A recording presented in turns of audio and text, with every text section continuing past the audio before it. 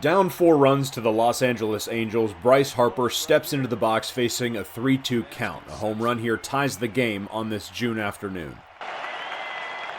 Yeah, baby! Fly ball to deep right field! This game is tied in a long way! Well, 426 feet later, the ball smacks the hands of Anthony Kronk, a South Jersey kid going to watch his favorite team.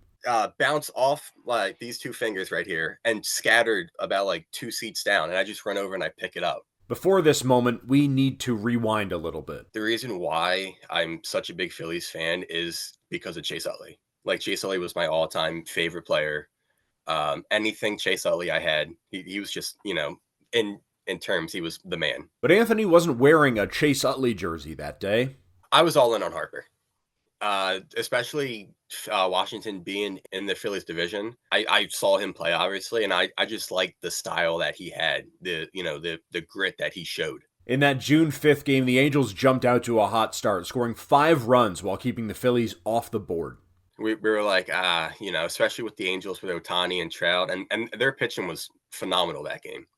We were like, we had faith and optimism, but we're like, you never know. And the funny part is when we got there, the stadium was packed. We're sitting in section 203 because everyone, is there to see Ohtani and Trout and all the big stars. This was the last of 3 games of their series against the Trout and Ohtani-led Angels, and for those who wanted to see the superstars play, they had gotten their money's worth. Around the 4th inning, the stadium kind of like flooded out. Like, our section was like pretty much empty after the 4th inning. Down 6-2 in the bottom of the 8th, the Phillies started to pack the bases. Odubel Herrera singled, Johan Camargo reached thanks to an error on a fielder's choice, then Schwarber walked. Up to the plate, Rhys Hoskins. With one swing of the bat, you got a guy behind you can put you ahead if you're on base. He's down on strikes. 2 outs now, and that's where our story picks back up. We're like, oh, snap. Like, Harper's coming up with the bases loaded right now. We're like one pitch, completely different game. If the Phillies are going to do something, it's going to be now. Yeah, baby! Fly ball to deep right field! So I hear the crack of the bat, and the way I was sitting was we were right in the sun, so I really couldn't see it. I heard the crack, and I stand up, and I just somehow track it. And I'm yelling. I'm like, it's dropping, it's going first deck, it's going first to the first section. And my girlfriend sitting next to me, she goes, it's not dropping, that's coming towards us.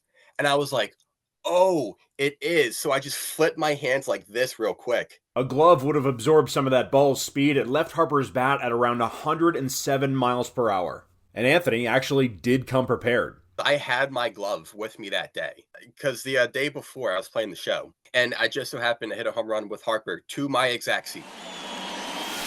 Swings and crushes one. Right field, way back and gone. And I was talking to my dad before we left, and I was like, there are 3 people that can hit it to our section: Ohtani, Schwarber, or Harper.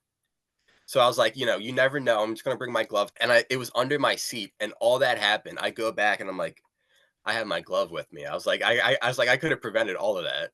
Then inside Citizens Bank Park, things changed for him. After I caught the ball, like, you see me, like, celebrating. I go over, my girlfriend's sitting down because she's scared for her life. So I high-five my 2 best friends, and I turn around, and, like, people are, like, swarming me. So I'm just, like, high-fiving everyone. And then right after I get on the phone, I call my parents. I was like, I just caught Harper's grand slam ball. And my dad's like, no, you didn't. And I was like, put on the game. And I turn around, and down the aisle come the camera crew. And I was like, all right, I was like, I have to go. The Jumbotron people are here.